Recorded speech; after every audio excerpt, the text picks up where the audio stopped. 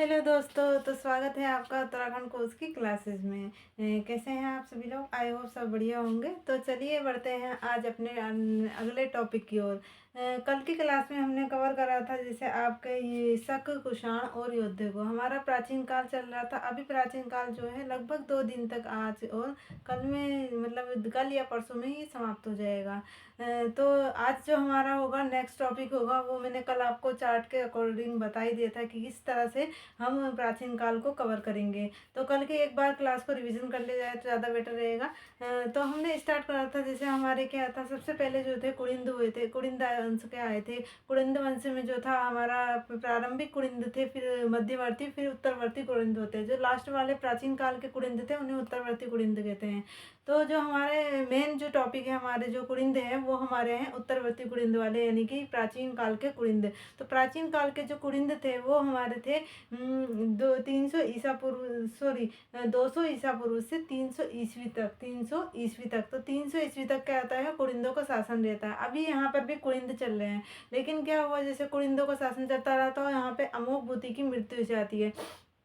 अमोघ भूति कौन था? सबसे शक्तिशाली शासक जो था अमोघ भूति था। तो अमोघ भूति की मृत्यु के बाद क्या होता है कि कुछ क्षेत्रों में शकों का शासन स्थापित होता है, जिसमें मैदानी क्षेत्र में शक शासन स्थापित कर लेते हैं और मैदानी क्षेत्रों में ही शकों का शासन यहाँ पे स्थापित हो जाता है। इसके साथ साथ जोनसार बावड़ वाले क्षेत्र और कालों के डांडा में जो होता है योद्धे लोगों का शासन स्थापित हो जाता है। तो ये एक साथ शासन यहाँ पर चल रहा था, जबकि कुड़िंदों का शासन जो था संपूर्ण उत्तराखंड में जो बचे हुआ भाग था वहाँ पर क्या था, कुड़िंद शासन ही स्थापित हुआ था। तो यहाँ पे जो थी सबसे शक्तिशाली शक्ति वह अभी भी कुड़िंद ही बनी हुई है। तो कुड़िंदों का शासन चल रहा है यहाँ, योद्धे और शक आए। तो शकों के बाद क्या था, शकों को समाप्त करने के बाद कुषाण आए। शकों से मैंने आपको बताया शक संवत लेके आए थे, और वो शक संवत ही हमारे जो भारत का जो कैलेंडर है, भारतीय कैलेंडर है, उसे बाद में अपना लिया गया था। तो ये हमारे शकों से, और शकों की पुष्टि कौन करता था? शकों की पुष्टि जो था कटारमल के सूर्य मंदिर, यानी कि जो भी महत्वपूर्ण सूर्य मंदिर थे, जैसे पलेठी का सूर्य मंदिर, ये जितने भी सूर्य मंदिर हैं वो शकों के होने की पुष्टि करते हैं। और जैसे हमारा जाखन देवी मंदिर यक्षों की पुष्टि करता है, ऐसे ही यहाँ पे शकों की पुष्टि, यानी कि शकों के साक्ष्य मिलते हैं। अब इसके बाद जो था हमारे जो आगे की ओर बढ़ते हैं, तो हमारे यहाँ शकों को समाप्त करने के बाद कुषाण आ जाते हैं। कुषाणों ने शकों का पतन कर दिया था, और यहाँ पे कुषाण लोग ने जो तराई क्षेत्र में अपना राज्य स्थापित कर दिया था। तो कुषाणों का शासन आ जाता है, और कुषाणों के जो स्रोत मिलते हैं, मेन अवशेष मिलते हैं, वो किसी से मिलते हैं? वीरभद्र, गोविषाण, मौर्ध्वज। वीरभद्र जो है वो ऋषिकेश को कहा जाता है, गोविषाण काशीपुर, और मौर्ध्वज कोटद्वार को आता है। जिसमें इनका महत्वपूर्ण नगर क्या है, ये है गोविषाण है। और ये किसमें कहा गया है? ये क्रांति प्रसाद नौटियाल की एक पुस्तक है आर्कोलॉजी ऑफ कुमाऊं, उसमें ये कहा गया है कि गोविषाण जो है वो कुषाणों का यहाँ पे उत्तराखंड में महत्वपूर्ण नगर था। और ये 1972 में लिया। इसमें ही इन्होंने कहा है कि 44 स्वर्ण मुद्राएं जो है मुनि की रेती से प्राप्त हुई है। और शक्तिशाली शासक कौन था कुषाणों का? वो था कनिष्क प्रथम। कनिष्क प्रथम को हम भारत इंडिया के जो हमारी हिस्ट्री है उसमें भी पढ़ते हैं। द्वितीय अशोक इन्हें कहा जाता है। नाडुक स्वर्ण मुद्रा कंचनपुरी से प्राप्त होती है। इतना हमारा शक शासन के बारे में, वो सॉरी कुषाणों के बारे में यहाँ पर चर्चा की गई थी। उसके बाद क्या होता है कि जो योद्धों का शासन था, योद्धे लोग जो थे कालों के डांडा और जोरसार पावर क्षेत्रों में इनका शासन चल ही रहा था। तो इन्होंने क्या करा था, कुषाणों को वहाँ से इन्होंने वहाँ पर आक्रमण कर उन्हें हटा दिया था, यानी कि कुषाणों को समाप्त कर दिया। कुषाणों को जब समाप्त कर दिया तो उसके बाद भी बहुत सारे वंशज आए धीरे धीरे, वो हम आज की क्लास में पढ़ेंगे। यानी कि जैसे अब एक वंशज तो रहता नहीं है, जैसे यहाँ योद्धे था तो योद्धे भी समाप्त हो गए होंगे एक टाइम बाद। तो यहाँ पर जैसे योद्धे के बारे में हमने पढ़ा, तो योद्धे में हमारा कुछ खास नहीं था। योद्धे में हमारा एक महत्वपूर्ण जो है सबसे ज़्यादा इम्पोर्टेंट सील वर्मन, इसके बारे में पूछ दिया जाता है कभी कभी कि अश्वमेध यज्ञ जो उत्तराखंड में शासन करने वाले जो योद्धे शासक थे उसमें अश्वमेध यज्ञ किसने करवाया? तो अश्वमेध यज्ञ सील वर्मन ने करवाया था। और इसके बारे में बाढ़ वाला यज्ञ वेदिका जो देहरादून से प्राप्त होती है वहाँ से ही प्राप्त होता है, पता चलता है। तो ये जो बाढ़ वाला यज्ञ वेदिका है ये सील वर्मन ने ही बनवाई थी। इनके कुल देवता जो थे वो कार्तिकेय भगवान थे, और इनकी लिपि ब्राह्मी तथा प्राकृतिक भाषा थी। तो ये सारा था हमारा कल की क्लास में। आज हमारी जो क्लासेस होगी उसमें हम अब आज कवर करेंगे इससे आगे की ओर। जब कुषाणों का पतन हो गया तो कुषाणों के पतन के बाद यहाँ पे क्या हुआ, यहाँ पे कौन से राजवंश का उदय हुआ। तो मैंने आपको यहाँ जो जो चार्ट बताया था टाइमलाइन का, और जो बनाया था वहाँ पर टाइमलाइन की जो जिसमें आपका कुडिंद आए, फिर यहाँ पर ये हुआ, तो वहाँ पर मैंने आपको उसके आगे जो पढ़े थे तो कार्तिकेयपुर राज्य की स्थापना के बारे में बताया था। तो कुरिंद शासन तो चल ही रहा था, लेकिन कुरिंद शासन के साथ साथ कुरिंदों ने जैसे कुछ कुछ जो हिस्सों में क्या हुआ था, यहाँ योद्धे आए, कुषाण आए, इसी तरह से कुषाणों के पतन के बाद धीरे धीरे बहुत सी जगहों में यानी कि तराई वाले क्षेत्रों में क्या हुआ, छोटे छोटे वंशजों का फिर से उदय होता रहा, यानी कि छोटे छोटे वंशज यहाँ पे शासन करते रहे। इसके साथ साथ ही कुरिंदों का शासन चल ही रहा था। तो कुरिंदों का जब शासन चल रहा था तो कुरिंदों ने एक राज्य की स्थापना करी, यानी कि कुछ हिस्सों को मिलाकर। अब कुरिंद उत्तराखंड में तो शासन कर ही रहे थे, इसके साथ साथ कुरिंदों का नेपाल वाले क्षेत्र और उत्तरी उत्तराखंड, दक्षिणी उत्तराखंड यानी कि हमारा यूपी से सटा हुआ है, हिमाचल प्रदेश, यानी कि जो मैंने आपको बताया था कि कुरिंदों का शासन जो था वेहट ऊपर जो है आपका हिमालय से वेहट तक, और यहाँ पर काली नदी से आपके सतलुज नदी तक था। तो ये उत्तराखंड से बाहर भी है। तो इसी तरह से उन्होंने अपने राज्य में एक राज्य की स्थापना करी, उसे कहा गया कार्तिकपुर राज्य, यानी कि कार्तिकपुर राज्य। कार्तिकपुर राज्य की स्थापना किसने करी थी, वो करी थी कुरिंदों ने की थी। तो चलिए पढ़ते हैं आज कार्तिकपुर राज्य के बारे में।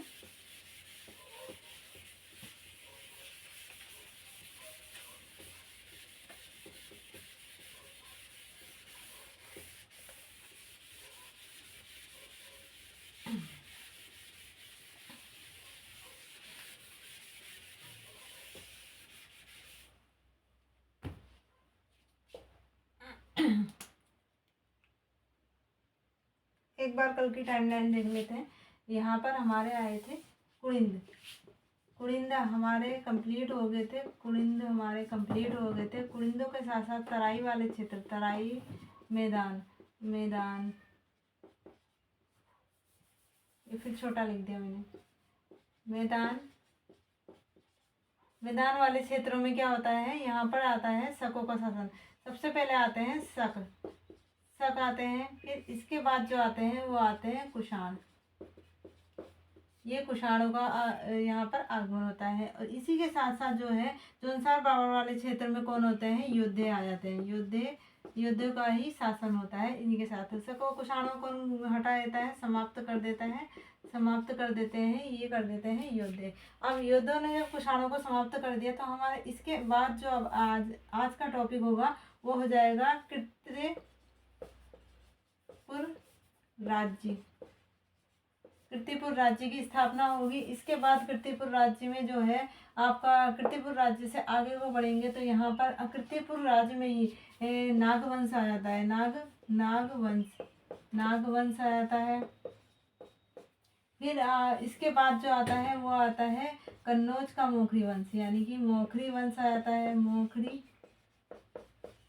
वंश, मोखरी वंश होता है। ये कहाँ का होता है, कन्नौज का होता है। कन्नौज यानी कि कन्नौज के शासक का यहाँ पे आगमन होता है।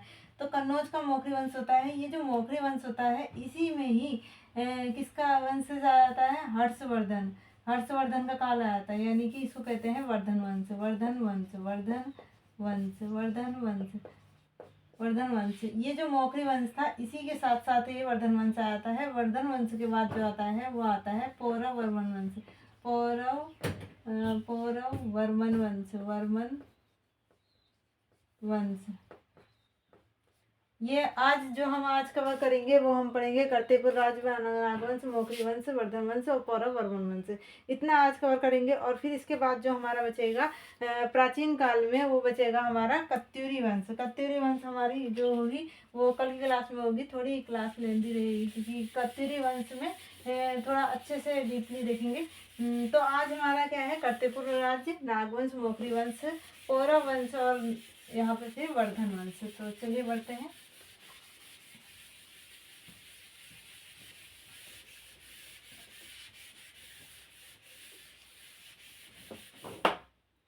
कर्तेपुर राज्य, कर्तेपुर राज्य में जैसे हमारा क्या है, यहाँ पर हमारा रुहेलखंड हो गया नीचे का भाग, रुहेलखंड, रुहेल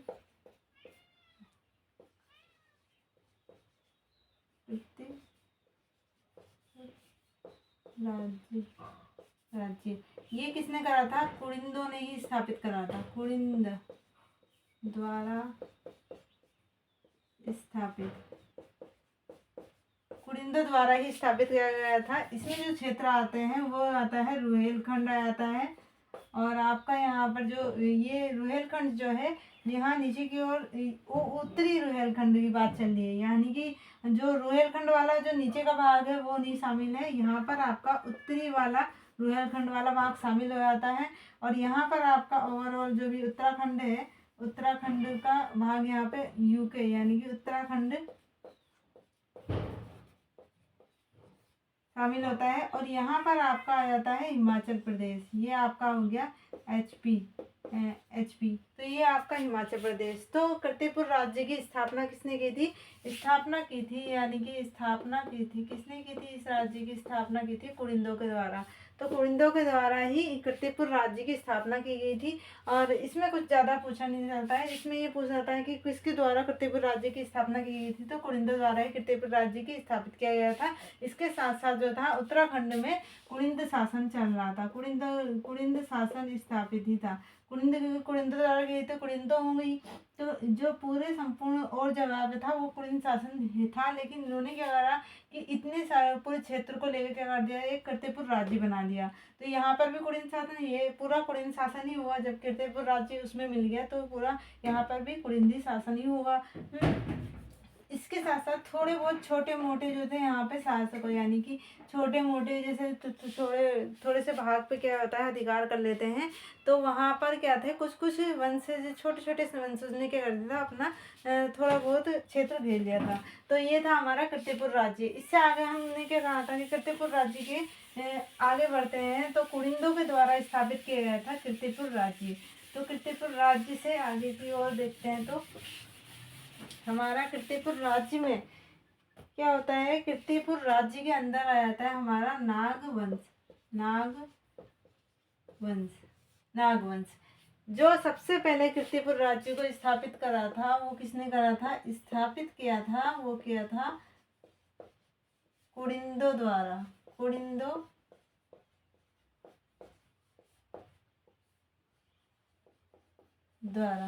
द्वारा स्थापित किया गया था। और ये कहाँ कहाँ पर था? ये था आपका यूके, एचपी और रुहेलखंड। एचपी और ये आपका हो जाएगा उत्तरी रुहेलखंड। ये इसमें क्या था, कीर्तिपुर राज्य के अंदर होते हैं, ये भाग शामिल होते हैं। अब हम पढ़ रहे हैं कीर्तिपुर राज्य के बारे में।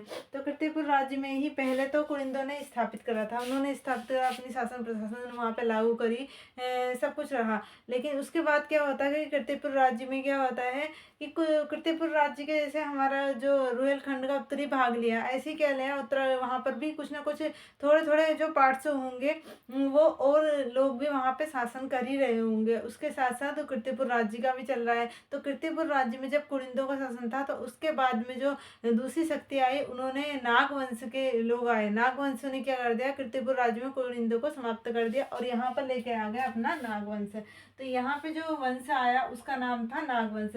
तो नागवंश में जो नागवंश के बारे में पता चलता है उसके क्या स्रोत हैं।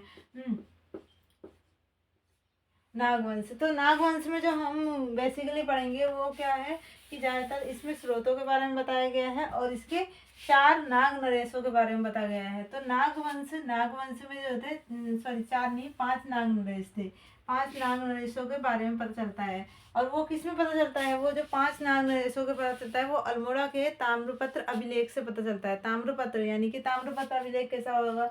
ताम्र यानी कि ये एक पत्र जैसा होगा, जैसे आपका पत्र होता है, ये पत्र होगा, यहाँ पर ऐसे ऐसे ऐसे इस तरह से कुछ ना कुछ लिखा है, जैसे अपनी लिपि और अपनी भाषा में, संस्कृत भाषा में यहाँ पे ये ताम्रपत्र अभिलेखों को लिखा गया है। तो जैसे हमारे ताम्रपत्र लेख, सॉरी अभिलेख, ताम्रपत्र जो लेख है उससे हमें क्या पता चला कि यहाँ पे नागवंश का भी शासन रहा है। तो यहाँ पर जो है ताम्रपत्र लेख ने, इसमें जो आता है ताम्रपत्र लेख, इसमें मैं अभी बताऊंगी। इससे पहले मैं बता देती हूँ 4 नाग नरेशों के नाम, जिनमें सबसे पहले जो 4 नाग नरेशों, सॉरी 5 नाग नरेशों में सबसे पहले आते हैं विष्णु वर्मन,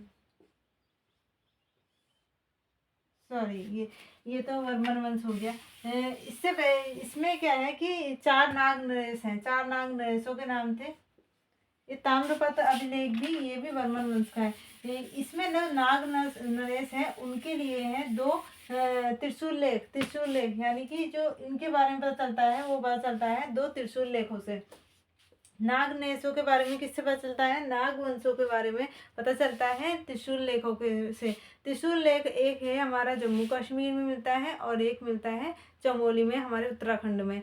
तो एक जम्मू कश्मीर से प्राप्त हुआ और एक उत्तराखंड से प्राप्त हुआ। तो इसमें जो है जो त्रिशूल लेख है जो जम्मू कश्मीर में मिला है उसे कहते हैं शुद्ध महादेव लेख, और जो जम्मू गोपेश्वर में है उसे गोपेश्वर लेख के नाम से जाना जाता है, चमोली में स्थित है। तो यहाँ पर आ जाएगा आपका अंशुनाग,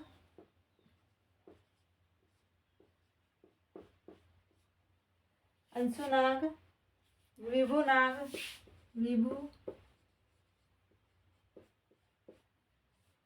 अंशुनाग, विभुनाग, और यहाँ पर आपका आ जाएगा अंशुनाग, विभुनाग, और यहाँ पर जाएगा आपका स्कंदनाग,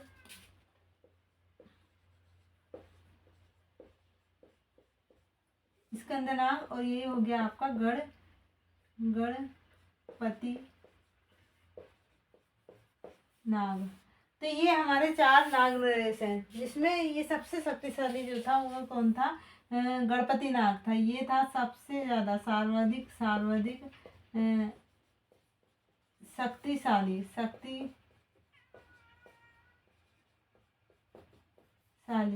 तो इसमें जब क्या था, गणपति नाग का शासन था, जब ये जो है नाग वंश के चार नाग नरेश हैं, अंशुनाग, विभुनाग, स्कंदनाग, गणपति नाग, अंशुनाग, विभुनाग, स्कंदनाग और गणपति नाग, ये चार नाग नरेशों का शासन रहा नाग वंश के अंदर। और इसमें सबसे ज्यादा शक्तिशाली कौन था? वो था गणपति नाग। तो गणपति नाग को आप हाईलाइट कर सकते हैं। गणपति नाग ने क्या था यहाँ पे, इसमें जो राज्य विस्तार था वो कहाँ से था? वो हिमालय से लेकर, वो जो आपका राज्य विस्तार था इसका था हिमालय में कीर्तिपुर। इसके जो जैसे क्या होता है कि उत्तराखंड में तो हमारा कीर्तिपुर राज्य था, उत्तराखंड से बाहर जहाँ तक इन्होंने कुलिंदों ने स्थापित करा था, लेकिन उसके बाहर भी उन्होंने क्या होगा, इन्होंने अपना राज्य विस्तार करा होगा। तो इनका जो राज्य विस्तार था वो था कीर्तिपुर, यानी कि कीर्तिपुर से लेकर कश्मीर तक। कहाँ तक? कश्मीर तक। कहाँ तक था? कीर्तिपुर से कश्मीर तक। तो किसके समय पे था? गणपति नाग के समय था। तो पूछ सकता है कि कीर्तिपुर से कश्मीर तक किस नाग नरेश के समय काल में क्या हुआ था? नागवंश का राज्य विस्तार हुआ था, तो वो था गणपति नाग। पूछ सकता है कि सर्वाधिक शक्तिशाली नाग नरेश वो था आपका, ये था आपका क्या कहते हैं, गणपति नाग। और इसमें इनके बारे में जो जानकारी मिलती है वो मिलती है दो तरह के लेखों से, त्रिशूल लेख। स्रोत जो होंगे हमारे वो क्या होंगे? त्रिशूल लेख होंगे। स्रोत क्या होंगे? त्रिशूल लेखों से, त्रिशूल लेख।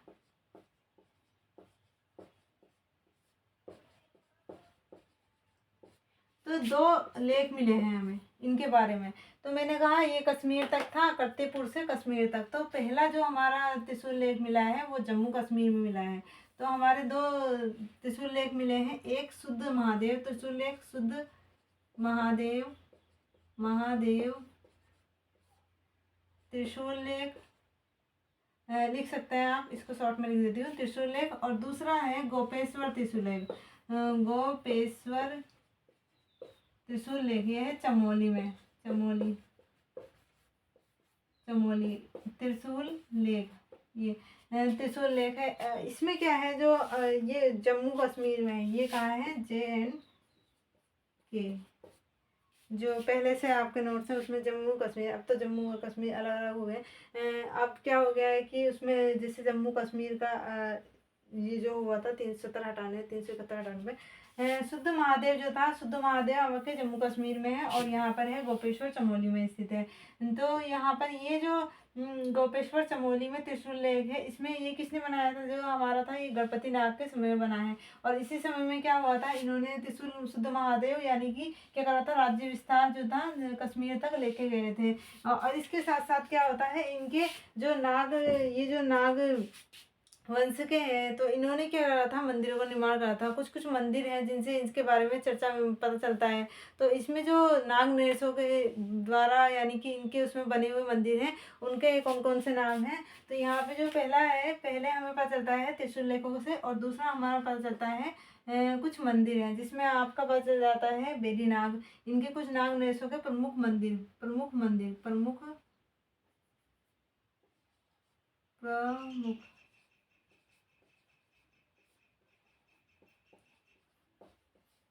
मंदिर। तो यहाँ पर आपके दो जगह पे आपको मंदिर मिल जाते हैं। एक मिलता है आपका टिहरी गढ़वाल में, और दूसरा आपके जो मंदिर मिलते हैं वो आपके मिल जाते हैं पिथौरागढ़ में।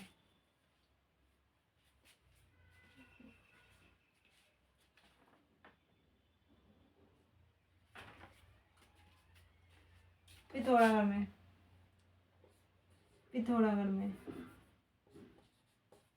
पिथौरागढ़ में पिथौरागढ़। जो बेरीनाग मंदिर है, वो बेरीनाग मंदिर इसकी पुष्टि करता है, नाग नरेशों की पुष्टि करता है। बेरीनाग पिंगली नाग, ये मंदिर किसकी पुष्टि करते हैं, नाग नरेशों की पुष्टि करते हैं, यानी कि ये इनके प्रमुख मंदिर थे। और दूसरा जो है यहाँ पर है वो है डेढ़ सुखेम मंदिर, सुखेम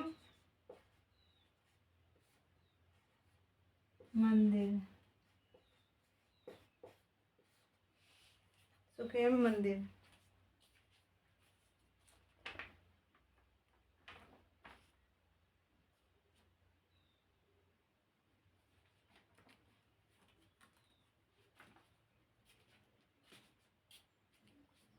डाडा सेम मुखेम नाम थोड़ा अजीब सा है, ये है डाडा सेम मुखेम मंदिर। ये किसकी पुष्टि करते हैं, ये नागों की पुष्टि करते हैं, नागवंश के बारे में इसके पता चलता है। तो इनके प्रमुख मंदिरों के नाम पर याद कर सकते हैं, एक पिथौरागढ़ में, दूसरे टिहरी गढ़वाल में। तो एक बार नागवंश को देख लेते हैं। नागवंश में क्या था, नागवंश के आपके 4 नाग नरेश थे, जिसमें आपका था अंशुनाग, विभुनाग, गणपति नाग और ये स्कंदनाग। तो सबसे पहले जो हमारे जो इम्पोर्टेंट है वो है गणपति नाग। इन्होंने क्या करा था, राज्य विस्तार को बढ़ाया था और सबसे ज़्यादा शक्तिशाली थे। इसके साथ साथ क्या था, नाग नरेश में 2 त्रिशूल लेख हैं, जिनमें पता चलता है शुद्ध महादेव त्रिशूल लेख और गोपेश्वर त्रिशूल लेख। इनसे क्या होता है, नागवंश के बारे में पुष्टि मिलती है, यानी कि इनके बारे में जानकारी मिलती है। तो इनके कुछ प्रमुख मंदिर भी थे, जिनके आता है पिथौरागढ़ में और टिहरी गढ़वाल में। बस इतना ही है, कुछ ज़्यादा खास नहीं याद करना है इसमें, क्योंकि नागवंश से क्या था, जितने भी रिलेटेड पॉइंट्स थे वो मैंने यहाँ पे कवर करा दिए। इसके बाद अब नागवंश को यहाँ कंप्लीट कर दिया गया है। तो आगे बढ़ते हैं। जब नागवंश समाप्त हो गया, उसके साथ साथ कुड़िंद भी चल रहे थे। जैसे नागवंश चल रहा था वैसे ही कुड़िंद भी चल रहा था। लेकिन हम क्या पढ़ रहे हैं, कर्तेपुर राज्य पढ़ रहे हैं। कर्तेपुर राज्य पढ़ रहे हैं तो धीरे धीरे क्या होगा कि कर्तेपुर राज्य से भी कुछ अलग अलग जगहों पे क्या हो जाएगा, यहाँ पर और थोड़े बहुत राज्य विस्तार होंगे। जैसे इन्होंने अपने राज्य विस्तार कहाँ से कर दिया है, कर्तेपुर से कश्मीर तक ले गए थे। जो दूसरा वंश आएगा वो क्या, कर्तेपुर तक तो सीमित नहीं रखेगा। इसी तरह से क्या होता है, कुड़िंदों को समाप्त होता जाता है और यहाँ पे दूसरे दूसरे वंशजों का उदय होता जाता है। तो इसी तरह से जो हमारा है, अब यहाँ कुड़िंद क्या हो गए हैं, लगभग समापन की ओर जाने लगे हैं। तो जो हमारा लास्ट आ जाएगा, फिर हमारा हर्षवर्धन का काल आएगा, उसके बाद कत्यूरी वंश है। पौरव वर्मन वंश के बाद आता है कत्यूरी, जो सबसे ज़्यादा शक्तिशाली आ जाता है वंश, वो उसके बाद वो आता है कत्यूरी वंश। तो यहाँ पर हमारा क्या चलेगा, ये नागवंश समाप्त हो गया कर्तेपुर राज्य से। अब आगे क्यों बढ़ते हैं, तो नागों की सत्ता के बाद क्या आते हैं, पौरव वर्धन वंश आ जाते हैं, वर्धन वंश।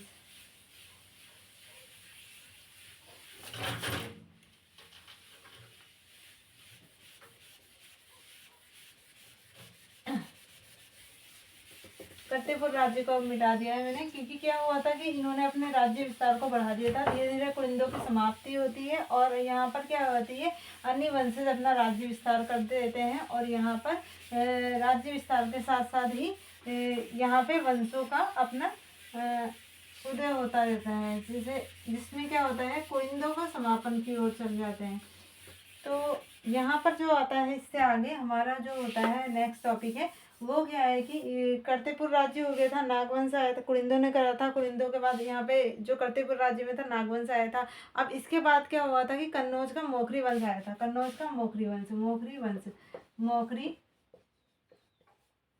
वंश, मोखरी वंश। तो ये मोखरी वंश कहाँ था? कन्नौज का था। ये था कन्नौज का, कन्नौज का मोखरी वंश था। कन्नौज का मोखरी वंश था ये। यहाँ पर जो इसमें जो सबसे पहला शासक आया था वो था मोखरी वंश में हरिवर्मा। हरिवर्मा। तो सबसे पहला शासक जो है कन्नौज के मोखरी वंश में, वो कौन था? हरिवर्मा था। हरिवर्मा। ये आए थे 520 ईस्वी में, 520 ईस्वी में। उत्तराखंड में जो शासन करा था हरिवर्मा ने, स्थापित करा था, यानी कि संस्थापक हो गए ये समझो, संस्थापक, यानी कि प्रथम जो संस्थापक वो हरिवर्मा थे। और अंतिम कौन थे? अंतिम जो थे, अंतिम थे गृहवर्मा। गृहवर्मा। अंतिम कौन थे? गृहवर्मा थे। अब गृहवर्मा के बारे में बहुत ज़्यादा एक इंटरेस्ट बात है कि गृहवर्मा जो था ना, गृहवर्मा ये जो थे, जो हमारा हिस्ट्री है, मतलब जो हमारी भारत की हिस्ट्री है, उसमें आप देखेंगे गृहवर्मा के बारे में चर्चा की गई है। तो गृहवर्मा क्या था? ये थे हर्षवर्धन के बहनोई। तो जो गृहवर्मा थे वो क्या थे? हर्षवर्धन के बहनोई थे। अब क्या हुआ कि इसके बाद जो है वर्धन वंश आता है। वर्धन वंश कैसे आएगा? जब क्या होता है, गृहवर्मा की हत्या हो जाएगी। जब गृहवर्मा की हत्या हुई तो यहाँ पे वर्धन वंश किस तरह से आया? गृहवर्मा, यहाँ पर आपका जो प्रभाकर वर्धन था, प्रभाकर वर्धन, प्रभाकर वर्धन था। जो प्रभाकर वर्धन था उसके 3 बच्चे थे। एक थी राजश्री, दूसरा यहाँ पे राज्यवर्मन, और तीसरे थे हर्षवर्धन। तीसरा हर्षवर्धन। तो तीसरा हर्षवर्धन थे। और यहाँ पर जो ये राजश्री है, इनका विवाह हो जाता है कन्नौज के जो मोखरी वंश के जो होते हैं गृहवर्मा से। अब ये उत्तराखंड में ही नहीं है, ये अपने कन्नौज में भी है, यानी कि इनका जो भी शासन प्रशासन है वो उत्तराखंड उससे बाहर भी स्थापित है। तो जो ये गृहवर्मा थे ये कन्नौज के ही शासक थे मेन। और इनके जो विवाह हो जाता है वो हो जाता है राजश्री से। और ये क्या होते हैं? ये होते हैं कन्नौज के शासक। कन्नौज के शासक थे जब इनका विवाह इससे हो गया। इनका विवाह इससे हो गया। तो जो हर्षवर्धन थे वो इनके क्या हुए? हर्षवर्धन के क्या हुए? बहनोई हुए। तो क्या होता है कि जो गृहवर्मा होता है, गृहवर्मा यानी कि गृहवर्मा की हत्या कर देते हैं कौन? देवगुप्त। ये शासक है तो शासकों में क्या होता है? अपने राज्य विस्तार को करने के लिए एक से दूसरे पे आक्रमण करा जाता है, दूसरे से तीसरे पे आक्रमण करते हैं। तो इस तरह से क्या होता है, ये एक दूसरे की हत्या करते रहते हैं, अपने राज्य विस्तार करते रहते हैं। तो इसी तरह से क्या होता था, ये था मालवा का शासक था। ये मालवा का शासक था। और ये देवगुप्त ने गृहवर्मा की हत्या कर दी। ये गृहवर्मा की हत्या कर दी। अब गृहवर्मा की हत्या कर दी तो यहाँ पर क्या था, जो राज्यवर्धन जो था उसने किसकी हत्या कर दी? इसने हत्या करी किसकी? देवगुप्त की। क्योंकि ये क्या था, ये इसका बहनोई है तो इसका भी बहनोई होगा। तो राज्यवर्धन ने देवगुप्त की हत्या कर दी। और देवगुप्त का जो साथ दे रहा था वो कौन था?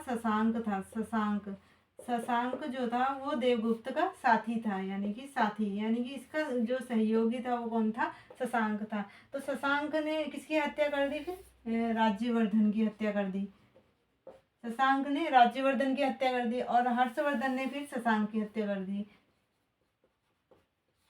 ये इस तरह से चला। तो हर्षवर्धन ने यहाँ पे हर्षवर्धन ने शशांक की।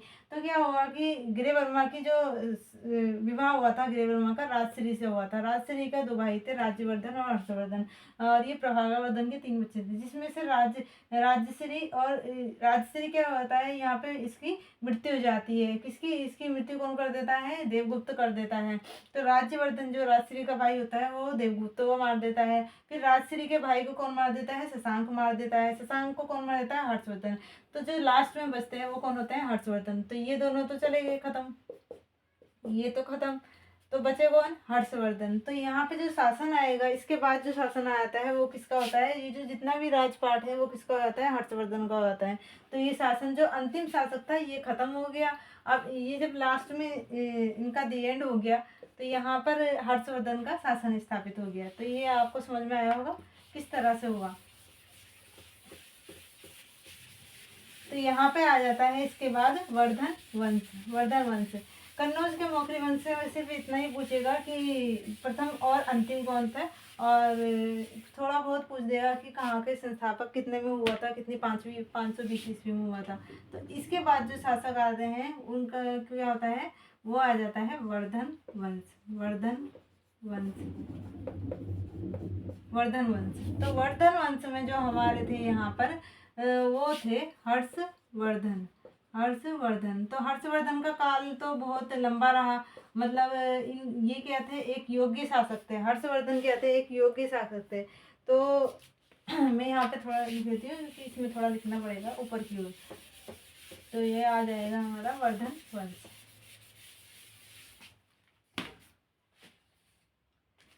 फटाफट करते हैं। अभी हमारा पौरव वर्मन वंश भी बचेगा। वर्धन वंश, वर्धन वंश, वर्धन वंश। इसमें आपके कौन है, हर्षवर्धन। हर्षवर्धन का काल, हर्षवर्धन। तो हर्षवर्धन के काल में क्या था, हर्षवर्धन क्या थे, एक योग्य शासक थे। आप जब भारत की हिस्ट्री पढ़ेंगे तो वहाँ पे भी हर्षवर्धन के बारे में बहुत सारी बातें होंगी। वहाँ पे इनके शासन में, शासन प्रशासन में बहुत ज़्यादा इम्पोर्टेंट चीज़ें हैं और बहुत ज़्यादा इंटरेस्टिंग है। तो वर्धन वंश में क्या हुआ था, हिनसेंग जो चीनी यात्री था वो भारत आया था, वो भारत में उसने भ्रमण करा था। तो भारत में भ्रमण करा, तो यहाँ पे भी उस समय में क्या हुआ था, हर्षवर्धन के काल में हिनसेंग ने यहाँ पर भी उत्तराखंड में भी भ्रमण करने आए। तो उन्होंने क्या है, कुछ कुछ क्षेत्रों को क्या दे दिया, नाम दे दिया, अपनी चीनी भाषा में नाम दे दिया, और कुछ कुछ क्षेत्रों की वहाँ पे माप ली। जिसमें हरिद्वार को उन्होंने 20 ली के नाम पे वहाँ पर माप ले रहे, और उसका नाम कहते हैं मायापुरी के नाम से कहा था। और ब्रह्मपुर किसे कहा है, ब्रह्मपुर, और चीनी भाषा में इसे पोली हीमो पोलू इस नाम से क्या कहा है कि ब्रह्मपुर यानी कि उत्तराखंड का नाम दिया है। तो वर्धन वंश के काल में कौन थे, एक तो हमारे वर्धन वंश के काल में कौन थे, बाणभट्ट थे। बाणभट्ट की इसके बारे में जो चर्चा मिलती है उत्तराखंड के बारे में, वो कहाँ से मिलती है, बाणभट्ट, बाणभट्ट, बाणभट्ट की हर्षचरित, हर्षचरित। बाणभट्ट की जो हर्षचरित है, हर्षचरित नामक पुस्तक है, उसमें क्या मिलती है, इसके उत्तराखंड के बारे में चर्चा है। उत्तराखंड के बारे में चर्चा है, उत्तराखंड के बारे में चर्चा है। उत्तराखंड के बारे में चर्चा की गई है। और इसके साथ साथ ही यहाँ पर क्या था कि ह्वेनसांग चीनी यात्री आता है, चीनी यात्री आता है। चीनी यात्री की एक पुस्तक है CU की। चीनी यात्री कौन था, ह्वेनसांग, ह्वेनसांग चीनी यात्री था, ह्वेनसांग। इसकी जो पुस्तक है, पुस्तक का नाम है क्या है, CU की। ये मैंने आपको फर्स्ट जो हमारी क्लासेस चली हैं जिसमें हमें बेसिक उत्तराखंड का बेसिक परिचय बताया है, तो वहाँ पर CU के बारे में मैंने आपको बताया है। तो CU की में क्या करा है इसने, उत्तराखंड के बारे में चर्चा की है। तो CU की में इसने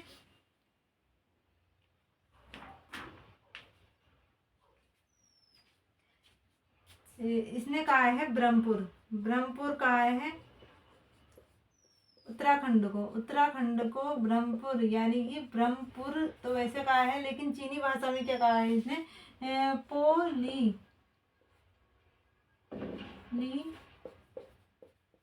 ही मो पू लो, ये कहा है। और इन्होंने क्या कहा है, इसके साथ साथ इन्होंने जो चर्चा की है वो की है हरिद्वार के बारे में भी कुछ बातें कही है।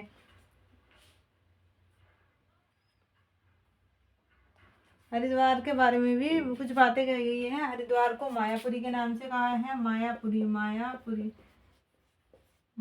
के नाम से कहा गया है। और इसकी जो माप लिखी है, यानी कि माप लिखी है अपनी पुस्तक में, वो कितनी लिखी है, 20 ली।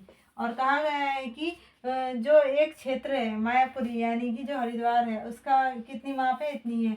ये कहा है भागीरथी नदी के नीचे की जो क्षेत्र है, नीचे यानी कि भागीरथी नदी कहाँ जाती है, नीचे की जाती है, हरिद्वार से होती हुए बहती है।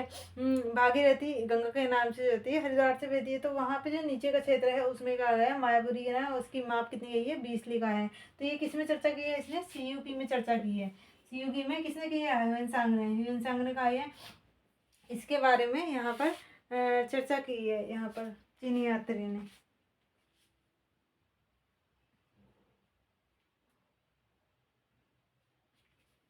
और यहाँ पर ब्रह्मपुर जो है वो कनिंगम में भी अपनी पुस्तक के इसके बारे में कहा गया है। किसने कहा है, कनिंगम, कनिंगम, कनिंगम, कनिंगम। आधुनिक इतिहासकार हैं कनिंगम। कनिंगम ने भी उत्तराखंड के गढ़वाल और कुमाऊं यानी कि कुमाऊं प्लस गढ़वाल वाले क्षेत्र को क्या कहा है, यहाँ पे ब्रह्मपुर कहा है। किसने, ये हैं आधुनिक इतिहासकार हैं, आधुनिक इतिहासकार, आधुनिक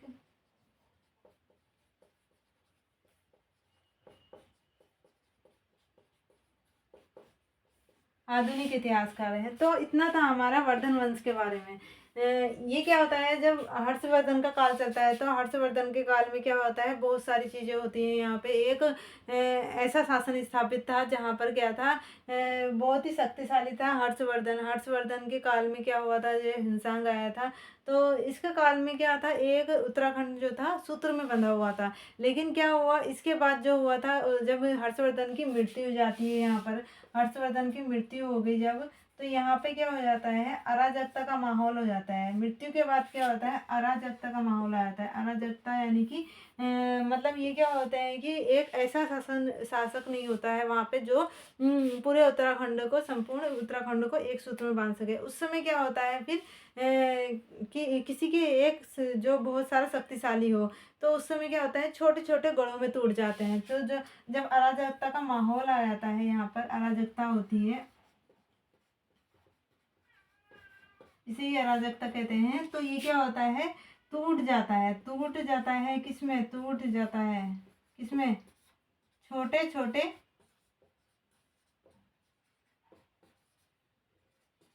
गढ़ों में, गढ़ों में। ये जो गढ़ों में टूटा है ना, ये यहाँ टूटा था। और जब क्या होता है, गढ़वाल का निर्माण होता है, यानी कि जब पवार वो शासक आ जाते हैं, जब पवार शासक चलते हैं तो क्या होता है, अजयपाल जो होता है गढ़ों को जोड़ लेता है, और वहाँ पे गढ़वाल का जो भी गढ़वाल नाम उसका इसी वजह से पड़ता है कि 52 गढ़ों को जीतता है। तो ये जो यहाँ पर है, ये छोटे छोटे गढ़ों में टूट गया था। क्या था, ये उत्तराखंड पूरे छोटे छोटे गढ़ों में टूट गया था। तो वहाँ पर ये गढ़ों को जोड़ देता है कौन, अजयपाल। तो ये हो गया हमारा वर्धन वंश। अब चलते हैं आगे की ओर। इसके बाद जो था हमारा कौन सा वंश आ जाएगा, इसके बाद हमारा आएगा आपका पौरव वर्मन वंश। बस उसको देखते हैं, फिर आगे मिलते हैं कल की क्लास में, क्योंकि फिर क्लास बहुत ज़्यादा लॉन्ग हो जाएगी। कल हम पढ़ेंगे कत्यूरी शासन के बारे में। जैसे ही हमारा कत्यूरी शासन समाप्त होता है तो हमारी मध्यकाल आ जाएगा, उत्तराखंड का मध्यकाल। और आपको इतना समझ आया होगा। कैसी लगी आपको क्लास, एक बार कमेंट करके आप बता सकते हैं। और अगर कोई सभी कुछ भी डाउट होता है तो कमेंट सेक्शन में आप कर सकते हैं। अगर मुझे वहाँ पर मैं आपको नेक्स्ट क्लास में जो भी डाउट है वो क्लियर कर दूँगी। तो यहाँ पर आ जाएगा हमारा पौरव वर्मन वंश, वर्मन वंश, पौरव वर्मन वंश। तो ताम्रपत्र अभिलेख थे, वो कहाँ थे, वो यहाँ थे। जो पिछली जो अभी मैंने बताए थे, जैसे वहाँ पे थोड़ी मिस्टेक हो गई थी ताम्रपत्र अभिलेख के बारे में। तो ये जो ताम्रपत्र अभिलेख थे, ताम्रपत्र अभिलेख, ताम्रपत्र अभिलेख, इसमें ऐसे ऐसे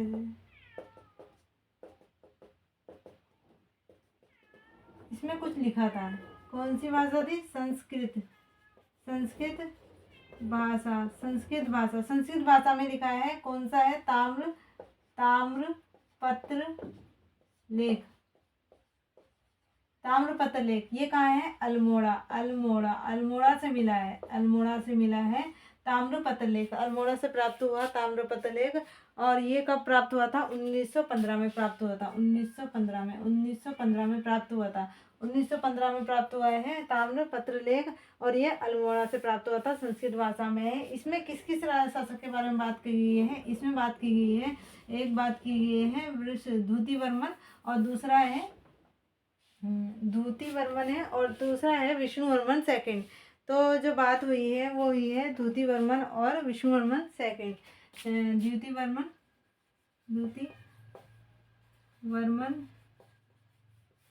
इनके बारे में इसमें नाम पता चले हैं। और दूसरा है विष्णुवर्मन।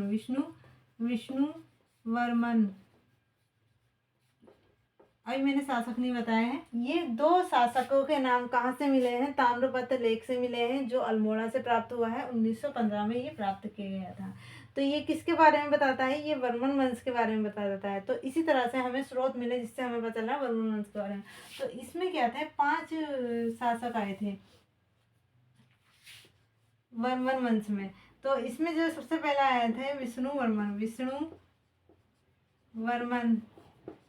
विष्णुवर्मन फर्स्ट। फिर आ जाते हैं वृषवर्मन। फिर आ जाते हैं इनके बाद वृषवर्मन। और यहाँ पर आपके आ जाएंगे विष्णुवर्मन फर्स्ट, विष्णुवर्मन, और ये हो जाएंगे आपके अग्निवर्मन।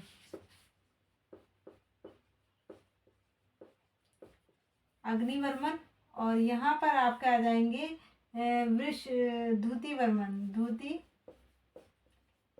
द्युतिवर्मन।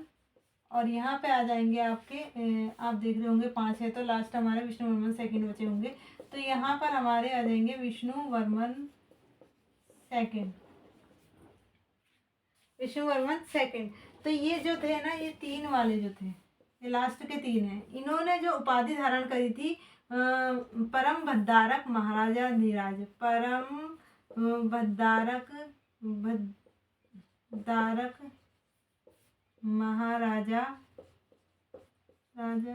महाराजाधिराज। तो पूछ देता है, कभी कभी क्वेश्चन आता है कि वर्मन शासकों में किन शासकों ने परम भद्दारक महाराजाधिराज की उपाधि धारण करी थी। तो ऐसा भी आ सकता है कि ये तीनों का नाम दे दे, ये आ सकता है कि इन तीनों का नाम दे दे, ये हो सकता है ये 2 और इनका दे दे, और एक ऑप्शन आ सकता है कि इन तीनों का नाम दे दे। तो आपको याद रखना है लास्ट के तीन अग्नि, द्युति और विष्णुवर्मन सेकंड। जो सेकंड वाले विष्णुवर्मन है, उन्होंने परम भद्दारक महाराजाधिराज की उपाधि धारण करी थी, बाकी ये दोनों ने नहीं करी थी। तो इनके बारे में जो हमारे अल्मोड़ा अभिलेख में मिलते हैं वो 2 लास्ट के मिलते हैं। अल्मोड़ा अभिलेख में जो ताम्रपत्र अभिलेख है वहाँ से किससे जानकारी मिलती है? वो क्या है? लास्ट के 2 से मिलती है। लेकिन परम भद्दारक महाराजाधिराज की उपाधि धारण करी थी 3 ने धारण करी थी। तो ये था पौरव वंश के बारे में। तो पौरव वंश के बारे में ही बताता है। और सबसे पहले जो शासन प्रशासन लेके आया था वो पौरव वंश ही लेके आया था। इससे पहले क्या था? हर्षवर्धन लेके आए थे। हर्षवर्धन जो थे वो क्या थे? उनका संपूर्ण भारत में था। वो उन्होंने कोई ऐसी नहीं है कि नींव रखी थी, उनका क्या था? शासन चल रहा था। यहाँ पर उनका मौखरी वंश जो था वो समाप्त हो गया था, तो इनको क्या मिल गया था? राजपाट मिल गया था वहाँ पर। लेकिन जो सबसे पहले जो शासन प्रशासन लेके आए थे वो कौन लेके आए थे? पौरव वंश। तो सबसे ज़्यादा क्या आते हैं? लिख देती हूँ मैं यहाँ पे, नोट करके लिख देती हूँ। नोट सबसे नहीं, सर्वप्रथम शासन प्रशासन लागू। सर्वप्रथम यूके में सर्वप्रथम शासन प्रशासन लागू। टाइम भी हो रहा है इसलिए फटाफट लिख रही हूँ। सर्वप्रथम शासन प्रशासन लागू किसने करी थी? पौरव वर्मन वंश के लोगों ने करी थी। इसके साथ साथ इन्होंने क्या कहा था? जो शासन प्रशासन में थे बहुत सारे लोग थे, जिसमें मैंने अभी नोट्स में लिखा होगा, वहाँ पर आप देख लीजिएगा। थोड़े अमात्य हैं, मंत्री परिषद है, पदाधिकारी हैं। तो जो इन्होंने जो यहाँ पर ये मंत्री रखे और इनको नाम दिया, अलग अलग नाम दिया, भौगोलिक दिया, तो ये सारे जो नाम दिए थे वो किसने करे थे? सबसे पहले शासन प्रशासन कि इससे नीचे ये होगा, इससे नीचे ये होगा, ये लेके आए थे सबसे पहले पौरव वर्मन वंश उत्तराखंड में। पौरवंश के। और यहाँ पे क्या था, जो भूकर दिया जाता था, भूकर तो भूमि का दिया जाता था, भूमिकर भूमिकर दिया जाता था, वो कितना था, भूमिकर भूमिकर के रूप में दिया जाता था, वो दिया जाता था 1/6। 1/6 के फॉर्म में क्या आता था, भूमिकर दिया जाता था। और इनके यहाँ पर क्या थी, भूमि बटी थी, भूमि भूमि दो भागों में डिवाइड थी। एक थी आपकी केदार केदार भूमि, इसे कहते थे बिना सिंचाई की भूमि, बिना सिंचाई की भूमि, सिंचाई बिना सिंचाई की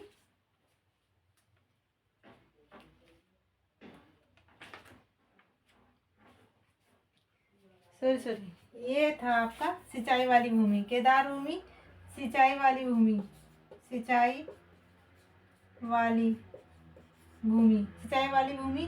और दूसरी थी आपकी सिया भूमि, सॉरी सारी भूमि, सारी सारी भूमि, सारी भूमि। ये थी बिना सिंचाई वाली, बिना सिंचाई वाली, ये थी बिना सिंचाई वाली। और इसी में भूमि के जो माप थे, भूमि के जो माप लिए जाते थे, उसमें अलग अलग माप थे। तो थोड़ा सा क्या हो जाएगी, अभी थोड़ी वीडियो लंबी हो जाएगी, इससे मैं जो थोड़ा सा कल को यहाँ पर आपकी क्लास में थोड़ा सा और फिर यहाँ पे इससे समझा दूंगी कत्यूरी शासन से पहले। तो आज की क्लास को यहीं समाप्त करते हैं, मिलते हैं नेक्स्ट क्लास में, क्योंकि टाइम भी हो रहा है, फिर क्या हो जाएगी कि वीडियो लेंदी हो जाएगी थोड़ी। तो इसलिए क्या करता है कि आज यहीं इस क्लास को समाप्त करते हैं, मिलते हैं कल की क्लास में। तब तक के लिए आप यहाँ पे देख लीजिएगा, आपको यहाँ याद करने में काफ़ी अच्छा रहेगा कि लास्ट के 2 याद कर लीजिएगा, जिन्होंने क्या कहता था कि अल्मोड़ा अभिलेख से प्राप्त होता है और परम बदारक महाराज के 3 लोग लेते हैं यहाँ सबसे पहले शासन प्रशासन। बस इसमें मेन पॉइंट याद रखना, बाकी कुछ नहीं है। इसके बाद क्या होगा, कत्यूरी शासन, वो कल होगा। तो एक बार आप देख लीजिएगा, और फिर तब तक के लिए जय हिंद जय भारत।